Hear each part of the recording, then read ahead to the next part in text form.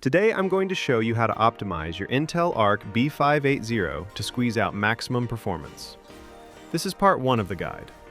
As you can see, I'm running the Intel Arc B580 GPU paired with an AMD Ryzen 55600 CPU. My performance was pretty disappointing at first, but after tweaking a few settings, I managed to max it out. Right now, I'm playing Beast of Reincarnation. It just came out a couple of days ago and it's a super demanding title.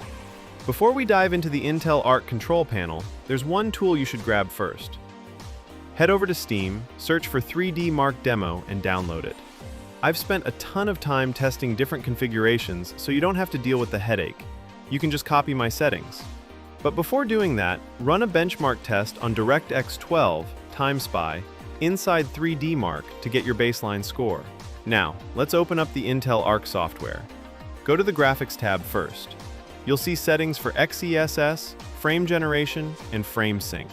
You can leave 3D rendering mode, precompiled shaders, enabled. That's totally fine. However, I recommend turning low latency mode off. When streaming or running software like OBS Studio, having it on can cause severe lagging and micro-stuttering. For XESS, set it to application choice and leave frame synchronization, VSync, on auto or default, as some games force frame limits otherwise. Next, move over to the Performance tab and click Tuning.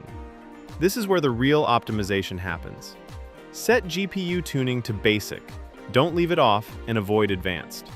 Voltage limit. Keep this strictly at 0%. In my testing, pushing this up to 50% didn't pay off. It shortens your GPU's lifespan and only gives you a tiny 2% to 3% FPS gain. Power limit. Set this to 120 watts or up to 128 watts. This won't harm your GPU.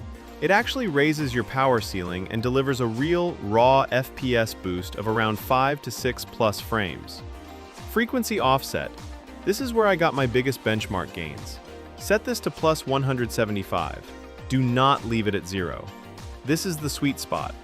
Pushing it to plus 200 causes temperatures to spike for only a minor gain, whereas plus 175 regularly yields a massive 20 to 35 frames per second jump in-game.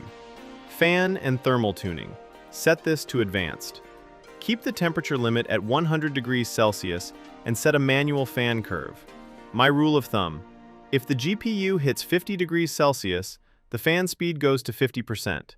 If it hits 70 degrees Celsius, fan speed goes to 70%, scaling up from there to keep things cool. That wraps up part 1 of the Ultimate Optimization Guide. In part 2, I'll share one single secret trick, no overclocks involved, that acts as a total game changer to unlock maximum performance on both DDR4 and DDR5 setups.